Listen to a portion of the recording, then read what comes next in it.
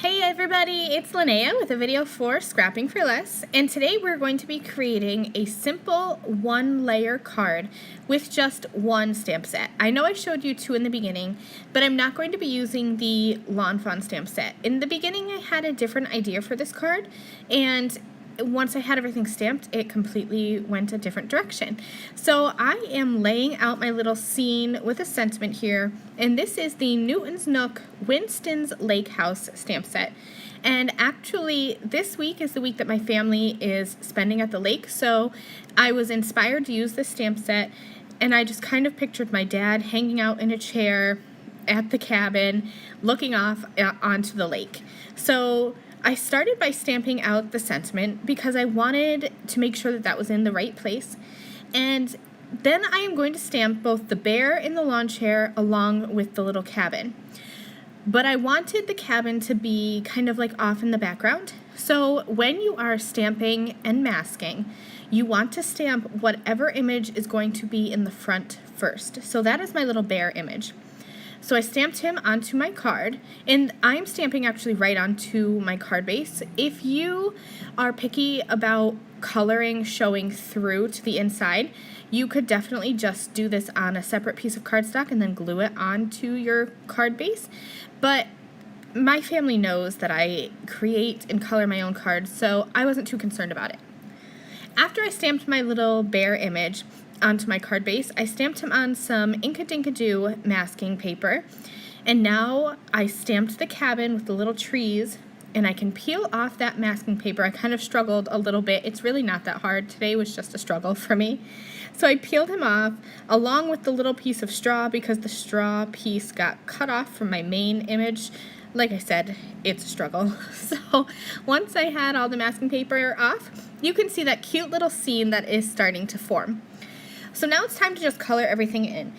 And I kind of cheated a little bit because there is a lot of brown in these two images. I wanted to have his little lawn chair be brown, the bear was going to be brown, and then the little cabin too is also going to be brown. So what I do when I have that is, like, for this little chair, I'm going to be coloring it with the darkest of my tri-blend and then blending in with the medium and the light. But I'm going to repeat these same colors and use them again, like for the bear.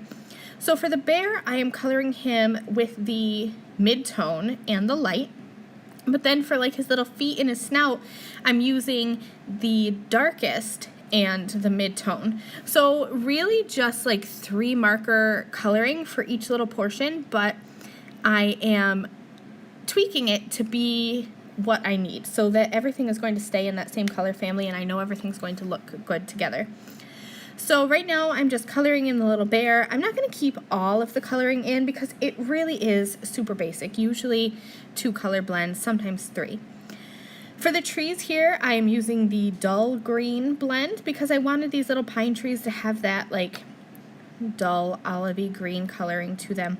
So I am going in on the edges and just kind of outlining my images with the darkest color, and then I will color them all in with the medium. Most of the time I didn't even do 3 color blending, I just kept it to 2 because these images are small and so you don't really need to work out that blending a whole lot.